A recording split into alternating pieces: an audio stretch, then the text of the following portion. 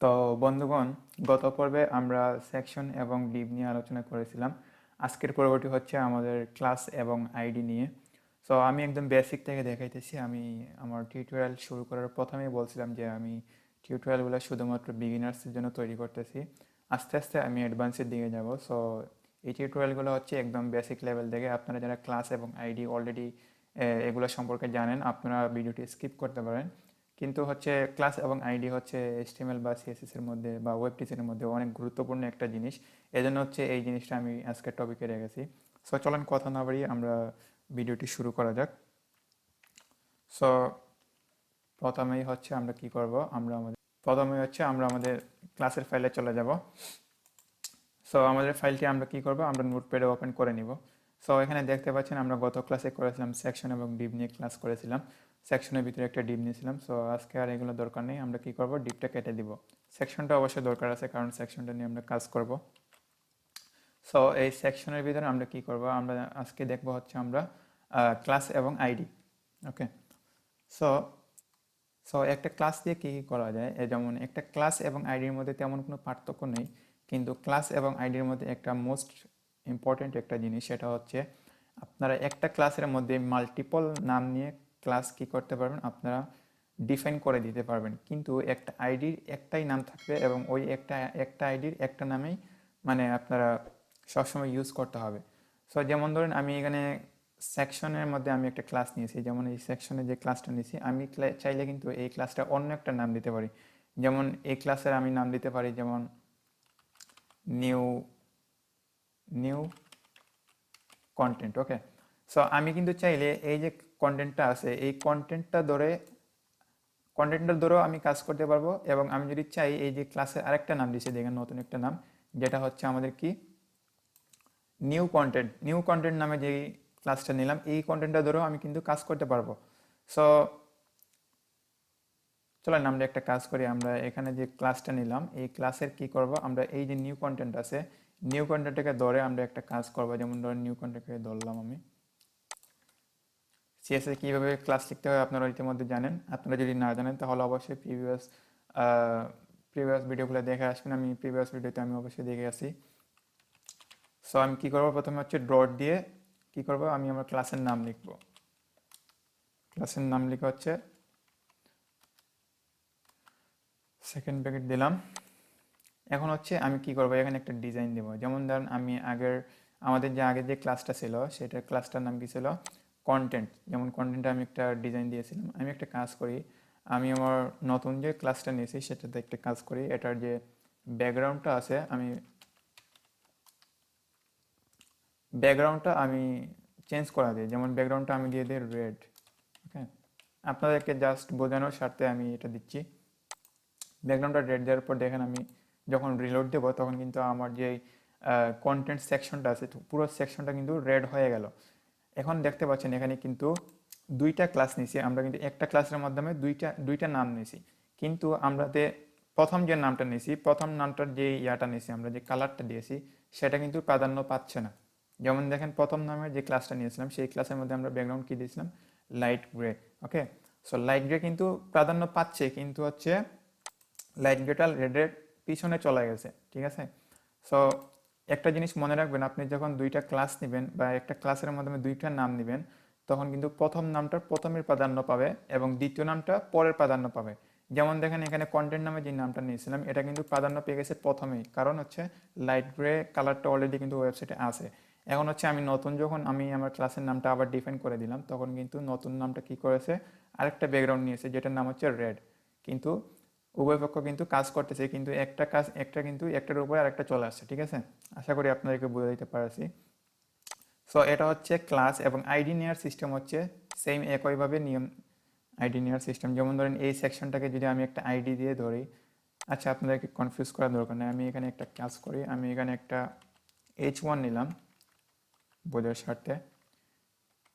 H1 এর ভিতরে দিলাম হচ্ছে আমার চ্যানেলের নাম। ওকে। সো দেখতে পাচ্ছেন এখানে একটা H1 নিলাম, H1 এর ভিতরে হচ্ছে আমার নাম, চ্যানেলের নাম দিলাম। ওকে। সো চ্যানেলের নাম দেওয়ার পর আমি যদি চাই আমার যে এই যে H1 আছে H1 এর একটা আইডি দিয়ে আমরা ডিফাইন করব, তাহলে কি করতে হবে, আমরা সিম্পলি ক্লাসের মতোই আইডিটা লিখতে হবে, একটা আইডি লিখবো, তারপর হচ্ছে এভাবে একটা ইকুয়াল চিহ্ন দিব, তারপর হচ্ছে আইডির মধ্যে আইডির নামটা দিব, আমরা কি নামে আইডি নিতে চাই। সো আমরা আইডির নামটা দিব হচ্ছে আমাদের চ্যানেল নেম, ওকে, চ্যানেল আন্ডারস্কোর নেম, এটা হচ্ছে আমাদের আইডির নাম। ওকে, সো এই আইডির নামটা ধরে কিন্তু আমরা কাজ করতে পারবো। এই আইডির নামটা ধরে কিন্তু আমরা সিএসএস এর মধ্যে কাজ করতে পারবো। তাছাড়া হচ্ছে আইডি নেওয়ার আরও মূল কারণ হচ্ছে আমরা যখন জাভাস্ক্রিপ্ট ইউজ করবো তখন কিন্তু আমাদের আইডিটা কিন্তু অনেক প্রয়োজন আসবে, অনেক কাজে আসবে আইডিটা। এই জন্য হচ্ছে আইডির একটা বিশেষ ব্যবহার আছে জাভাস্ক্রিপ্টে। তারপর হচ্ছে পিএইচপি, সামনে আমরা পিএইচপি যখন শিখবো তখন পিএইচপিতেও কিন্তু আইডির অনেক ব্যবহার আছে, আইডিকে ধরে ধরে আমরা কাজ করব। সো আপাতত আমরা সিএসএস এর মাধ্যমে কাজ করা শিখি। সো সিএসএস এর মধ্যে আইডি লিখতে হলে আপনাদেরকে কী করতে হবে, আপনাকে এখানে প্রথমে হচ্ছে একটা হ্যাশট্যাগ দিতে হবে, তারপর হচ্ছে আপনার আইডির নামটা দিবেন। আইডির নামটা কিন্তু ভুল হলে কাজ করবে না, তাই অবশ্যই আপনার আইডির নামটা দিবেন মনে করে, মানে ভালো করে দেখবেন। সো আমি আইডির নামটা বসা দিলাম, তারপর হচ্ছে আমরা সেকেন্ড ব্র্যাকেট দিয়ে সেম আগের মতোই সেকেন্ড ব্র্যাকেট দিয়ে এটা শেষ করব। ওকে, সো একটা জিনিস মনে রাখবেন যে আপনি যখন ক্লাস লিখবেন তখন কিন্তু ডট দিয়ে ক্লাসের নামটা সিএসএস এর মধ্যে ডিফাইন করতে হয়, আর যখন আপনি একটা আইডির নাম লিখবেন তখন কিন্তু এটাকে কি করতে হবে, হ্যাশট্যাগ দিয়ে আপনারা এটা শুরু করবেন এবং এটার নামটা দিয়ে এটা কাজটা শুরু করবেন। আই হোপ আপনারা বুঝতে পারছেন। সো এখন হচ্ছে আরেকটা পার্থক্য দেখেন, আমি আগেই বলেছিলাম, এখন আবার বলতেছি যে একটা ক্লাসকে মাল্টিপল নেম দিতে পারবেন এবং যখন আপনি অনেকগুলো নাম দিবেন তখন কিন্তু সেকেন্ড নামটা প্রথম নামের পরে প্রাধান্য পাবে, এবং একটা আইডিকে একটা মাত্রই নাম দিতে পারবেন, কিন্তু দুইটা নাম দিলে কিন্তু আইডিটার কাজ করবে না, এবং ক্লাসের থেকে আইডির প্রাধান্য কিন্তু বেশি থাকে। যেমন ধরেন আমি যদি এই সেকশনের ভিতরে একটা আইডি এবং একটা ক্লাস নিই তাহলে হচ্ছে আমার আইডি যেটা আছে আইডির প্রাধান্যটা বেশি থাকে, ঠিক আছে।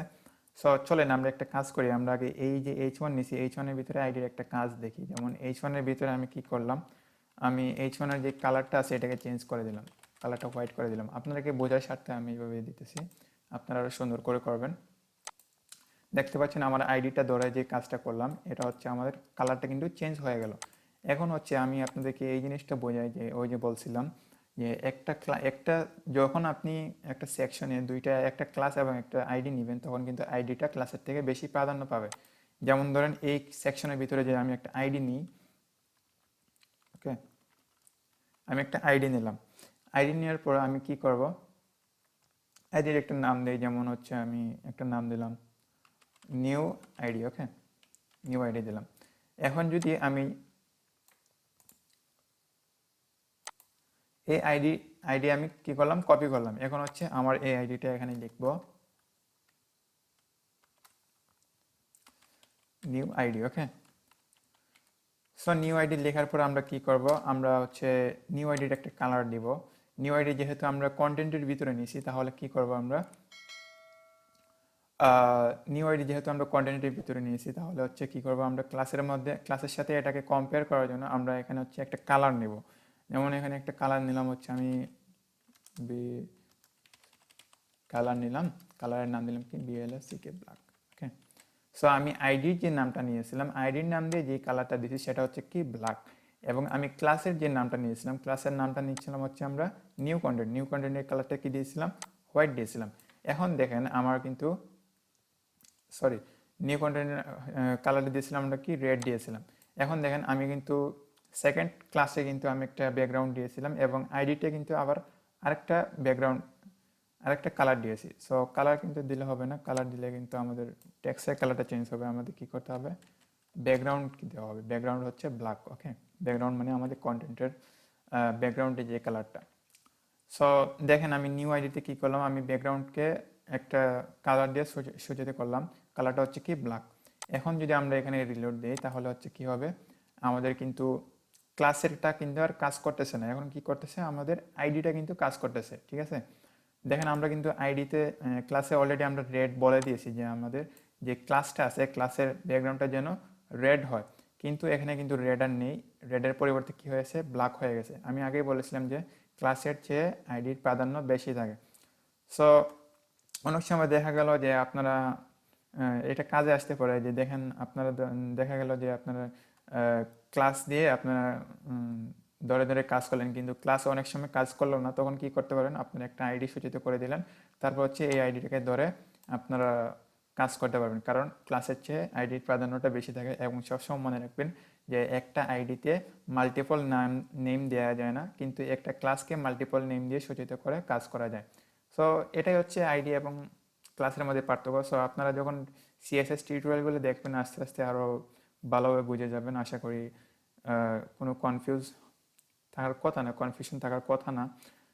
সো আশা করি আপনারা বুঝে যাবেন, এবং ভিডিওটি পজ করে করে আগে পিছিয়ে করে দেখবেন, তাহলে হচ্ছে আপনারা বুঝতে পারবেন। এবং এগুলো হচ্ছে বেসিক ভিডিও, তাই এগুলো নিয়ে এত টেনশন করার দরকার নেই। আমরা যখন সামনে আস্তে আস্তে প্রজেক্ট করবো তাহলে হচ্ছে আপনারা আস্তে আস্তে বুঝে যাবেন ইনশাল্লাহ। সো সবাই ভালো থাকবেন, দেখা হচ্ছে পরবর্তী ভিডিওতে। আল্লাহ হাফেজ।